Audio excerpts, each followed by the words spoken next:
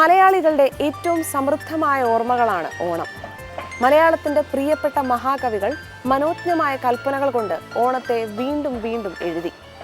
മഹാകവികളുടെ കാവ്യാത്മകമായ ഓണക്കിനാവുകൾ പങ്കുവെക്കുന്ന ഈ തലമുറ മലയാള കവിതയുടെ വളർത്തമ്മയായ സുഗതകുമാരി ടീച്ചറുടെ അരികിലെത്തിയത് ആ പ്രൗഢസ്മരണകൾ പങ്കുവയ്ക്കാനാണ്. ടീച്ചറെ, ആദ്യ കവിയുടെ രാമായണ ശൈലികളൊക്കെ മനസ്സിനെയും ജീവിതത്തിനൊക്കെ അത് നിറയ്ക്കുന്ന ഒരു സമയത്ത് ആ കർക്കിടക മാസത്തിന് ശേഷം വരുന്നൊരു ചിങ്ങം, അതിൽ ഈ ഒരു രാമരാജ്യത്തിൻ്റെ സങ്കല്പം തന്നെയാണ് മാവേലി നാടെന്ന സങ്കല്പത്തിലൂടെ നമ്മുടെ കവികളൊക്കെ വരച്ചിട്ടിരിക്കുന്നത്. ഒരേ സങ്കല്പം തന്നെയാണ്. അപ്പോൾ ഇതൊക്കെ നമ്മുടെ ഒരു പോയിപ്പോയ സത്യങ്ങളാണോ അതോ ഈ കവികളുടെ ഒക്കെ ഒരു പ്രതീക്ഷകളാണോ? സ്വപ്നം കാണാൻ എല്ലാവർക്കും അവകാശമുണ്ട്. ഒരുപാട് സ്വപ്നങ്ങൾ കണ്ടിട്ടുണ്ട്. പക്ഷേ ഈ ആദികവിയുടെ സങ്കല്പം എന്ന് പറയുന്നത്, രാമരാജ്യം എന്ന് പറയുന്നതും മാവേലിയുടെ കഥയും എല്ലാം കൂടി ചേർത്ത് നോക്കിയാൽ എല്ലാ മതങ്ങൾക്കും എല്ലാ പൗരാണിക ഗ്രന്ഥങ്ങളിലും ഏതോ ഒരു നഷ്ടസ്വർഗമുണ്ട്. ഒരു നല്ല കാലമുണ്ടായിരുന്നു, നീതി ഉണ്ടായിരുന്നു, ധർമ്മമുണ്ടായിരുന്നു, സന്തോഷമുണ്ടായിരുന്നു, മനുഷ്യരെല്ലാം ഒന്നുപോലെ കഴിഞ്ഞു. വ്യാധികളൊന്നുമില്ല, ബാലമരണങ്ങൾ കേൾക്കാനില്ല, കള്ളവുമില്ല, ചതിയുമില്ല. അങ്ങനെ ഒരു കാലം ഉണ്ടായിരുന്നുവെന്ന് വളരെ പഴയ സംസ്കാരങ്ങൾ വരെ അവർക്കങ്ങനെ ഒരു സ്വപ്നമാണോ, അങ്ങനെ ഒരു നഷ്ടസ്വർഗത്തിൻ്റെ സ്മൃതിയാണോ? വീണ്ടും ഒരു പുലരി ഉദിച്ചിരിക്കുന്നു എന്ന് പ്രതീക്ഷിക്കാനാണ് നമ്മളൊക്കെ ആഗ്രഹിക്കുന്നത്. നിങ്ങൾ കുട്ടികൾക്ക് വേണ്ടിയാണ് ഞങ്ങളുടെയൊക്കെ പ്രതീക്ഷ. ഓണത്തിനെ പറ്റി എന്തെങ്കിലും ഒരു നല്ല ഓർമ്മ, ഈ പൂക്കളം ഇട്ടതോ അങ്ങനെ എന്തെങ്കിലും നല്ല ഓർമ്മ ഇപ്പോഴത്തെ ഞങ്ങൾക്ക് വേണ്ടി പറയാൻ? എനിക്ക് നല്ല ഓർമ്മകളുണ്ട്, അതിമനോഹരങ്ങളായ ഓർമ്മകൾ, നല്ല മണമുള്ള ഓർമ്മകൾ, നല്ല പൂവിതളുകൾ പോലെയുള്ള ഓർമ്മകൾ, ഒരുപാട് ചിരിച്ചതും ഒരുപാട് കളിച്ചതും ഒരുപാട് ഊഞ്ഞാലാടിയതും ഒക്കെ ആയ അതിസുന്ദരമായ ഓർമ്മകളുണ്ട്.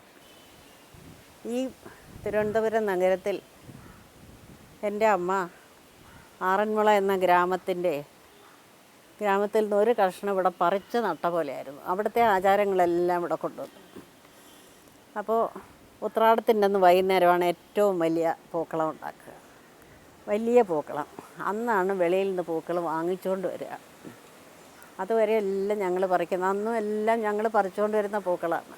പിന്നെ ഇലകൾ കൊണ്ട് ഇങ്ങനെ പാവാട ഉടുക്കുന്ന പോലെ ഇങ്ങനെ അതിൻ്റെ അതിരുകൾ, അതിന് ചുറ്റും ഇടിഞ്ഞിൽ കൊച്ചു മൺചരാതുകൾ, ഇടിഞ്ഞിലുകൾ, വെളിച്ചെണ്ണ നിറച്ച് ചുറ്റും കൊളുത്തും. അപ്പോൾ ഈ മാവ് എൻ്റെ വലിയൊരു കൊമ്പൊടിഞ്ഞു പോയി. ഇവിടെ വന്നതിന് ശേഷം അതൊക്കെ ചെയ്യുമായിരുന്നില്ല. ആ കൊമ്പത്ത് ഊഞ്ഞാൽ കെട്ടിയിട്ട് കൊച്ചു പിള്ളേരെല്ലാം അതിലിരുന്ന് ഭയങ്കര ആട്ടവും പാട്ടും ബഹളവുമാണ്. ഇതിൻ്റെ ചുറ്റും ഞങ്ങൾ തിരുവാതിര കളിക്കുക, കൈകൊട്ടി കളിക്കുക, ബഹളം വയ്ക്കുക. അടുക്കളയിൽ നല്ല ചൂടോടെ ഉപ്പേരിയും ഉണ്ണിയപ്പവും ഒക്കെ ഇങ്ങനെ വന്നുകൊണ്ടിരിക്കും. പിന്നെ അയൽവക്കക്കാരും കുട്ടികളും ഒക്കെ കാണും. എല്ലാം കൂടി ഇങ്ങനെ രാത്രി ഒരു 8-9 മണി വരെ മേളിക്കും. ഇതൊന്നും കഴിഞ്ഞിട്ട് ഏറ്റവും വിശുദ്ധമായ, ലോകത്തെവിടെയെങ്കിലും ഉണ്ടോ എന്ന് എനിക്ക് അറിഞ്ഞുകൂടാത്ത ഒരു ചടങ്ങുണ്ടായിരുന്നു. ഉറുമ്പുകൾക്ക് ഓണം കൊടുക്കുക. ഉറുമ്പുകൾ അത് തേങ്ങ തിരുമ്മി അതിന് ശർക്കരയും കൂടെ ചേർത്ത് ഇത്തിരി മാവും ചേർത്ത് അതിങ്ങനെ ഈ വീടിൻ്റെ ഇറമ്പുകളുണ്ടല്ലോ അവിടെ ഇങ്ങനെ കട്ടിയായിട്ട് ചുറ്റും ഒരു വരി പോലെ ഇടും. കുറേ നേരം കഴിയുമ്പോൾ കാണാം ഉറുമ്പുകൾ ഇങ്ങനെ വന്നെടുത്തോണ്ട് പോകും. അപ്പോൾ എല്ലാവർക്കും ഉണ്ട്. ഉറുമ്പുകൾ മാത്രമല്ല, അണ്ണാൻ വരും, കാക്കകൾ വരും, ചിലപ്പോൾ പ്രാവോ കിളിയോ മറ്റോ ഉണ്ടെങ്കിൽ, ധൈര്യമായിട്ട് വരുന്നവരുണ്ടെങ്കിൽ അവർ വന്നെടുക്കും. ഇതൊക്കെ എല്ലാവർക്കും കൂടെ, എല്ലാ ജീവികൾക്കും അന്ന് ഓണം കൊടുക്കും. ഉറുമ്പിന് വരെ എന്നല്ല, ഉറുമ്പും നമ്മിലൊന്നാണ് എന്ന് വിശ്വസിക്കുന്ന ഒരു കാലമായിരുന്നു അത്. നിങ്ങളുടെയൊക്കെ കുട്ടിക്കാലം എങ്ങനെയായിരുന്നു? എവിടെയായിരുന്നു കിരൺ? ഞാൻ ഗുരുവായൂരാണ്. ഇപ്പോഴെങ്ങനെയാണ്? അപ്പോൾ അമ്പലത്തിലാണ്, ഒഴിക്കന്മാർ കുടുംബമാണ് അവിടെ. എന്നാലും ഇങ്ങനെ അധികം സ്ഥലങ്ങൾ അങ്ങനെ കാര്യങ്ങളൊന്നുമില്ല. എന്നാലും ഗുരുവായൂരത്തെ ഊണം എന്ന് പറഞ്ഞാൽ ഒരു പ്രത്യേകതയാണല്ലോ. അപ്പോൾ അതൊരു ഗുരുവായൂരപ്പൻ്റെ അടുത്തുനിന്ന് ഊണഴിക്കുക, ചോറും ഭക്ഷണങ്ങളെല്ലാം കൊണ്ടുവരും. ടീച്ചറുടെ അച്ഛൻ മഹാകവി ബോധേശ്വരൻ, അദ്ദേഹത്തുമായിട്ട് ബന്ധപ്പെട്ട എന്തെങ്കിലും ഓണമായിട്ടുള്ള ഓർമ്മകളുണ്ടോ ടീച്ചർക്ക് പ്രത്യേകമായിട്ട്?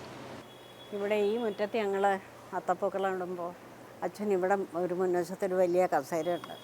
അതിലിങ്ങനെ ചാരി കിടന്ന് പൂക്കൾ കണ്ട് ഇടയ്ക്കിടയ്ക്ക് ഇങ്ങനെ പൊട്ടിച്ചിരിക്കും. എന്തെങ്കിലും ഞങ്ങളുടെ വർത്തമാനങ്ങളോ അനുജത്തിയുടെ ചെറിയ മക്കളുണ്ട്, അവരുടെ വികൃതികളൊക്കെ കാണുമ്പോൾ ഉറക്കെ ചിരിച്ചുകൊണ്ട് അത് ചാരുകസേര കിടക്കുന്ന അച്ഛനെ ഞാനിങ്ങനെ ഓർക്കുന്നു. ഇതിൽ നിന്ന് തിരിച്ച് നമുക്ക് പഴയ കാലത്തിൻ്റെ നന്മയിലേക്ക് പോകാൻ പറ്റുമോ?